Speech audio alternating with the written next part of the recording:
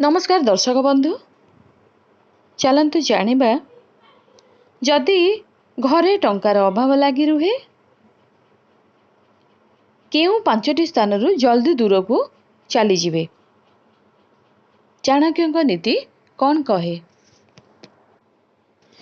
मनीष जीवन रे टंका निहाती आवश्यक, कारण शोष मेंटाइबा पई पानी मध्य मागणारे मिलुनाही। तेबे अन्य आवश्यकता जिनिष किए भी मागणारे देबो। तेबे एही पैसार आवश्यकता पड़ुथिबा दुनिया रे किछि लोक बहुत अभावर सम्मुखीन हेउचंते, जेउथि पई तांको जीवन रे सुख शांति मध्य नाही।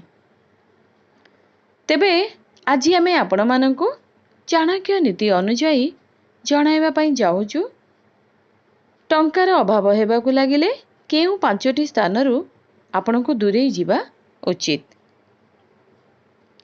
काम पछे कम कर, किंतु सेही काम को मन लगाई अंतररू भलरे करिबा आवश्यक। एही कथार ज्ञान मनीष को बाघ ठारू शिखिबा उचित। समय अनुसारे निजर शक्तिर प्रभाव रे काम करिवार गुण मनीष को बग ठारू शिखिबा दरकार। ठीक समय रे उठिबा, निज काम को ठीक समय रे करिबा सह खाइबार मध्य उचित समय रखिबा नीति कुकुड़ा ठारू शिखिबा आवश्यक।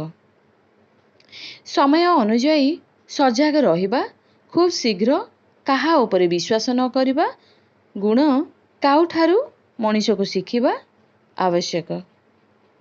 बहुत भोक लागुथिले मध्य अल्प खाद्य रे संतुष्ट हेबा एवं गभीर निदरे सोई मध्य सजग रहिबा एवं निज मालिकर वफादारी करिबा इत्यादि गुण मनीष को कुकुड़ा ठारू शिखिबा उचित।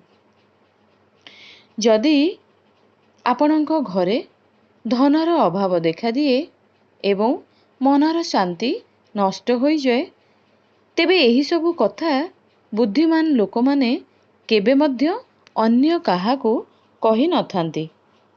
जेउ व्यक्ति निजर अभाव असुविधा को अन्य को कहिबार भूल करिथांती,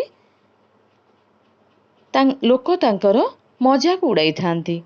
निज हातरे करुथिबा कार्य सबुठारू श्रेष्ठ होइथाए।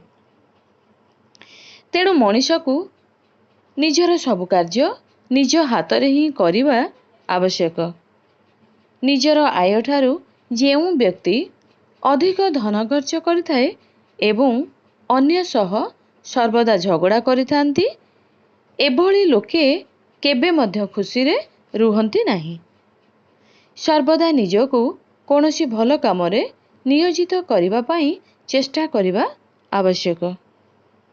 जदि आपण माने एही समस्त कथार ध्यान रखन्ते, तेबे आपणको जीवन रे हेउथुबा धनर अभाव रही न थाए। कारण जीवन को ठीक मार्ग रे नेबा द्वारा ही समस्त जिनिषर प्राप्ति होइथाए।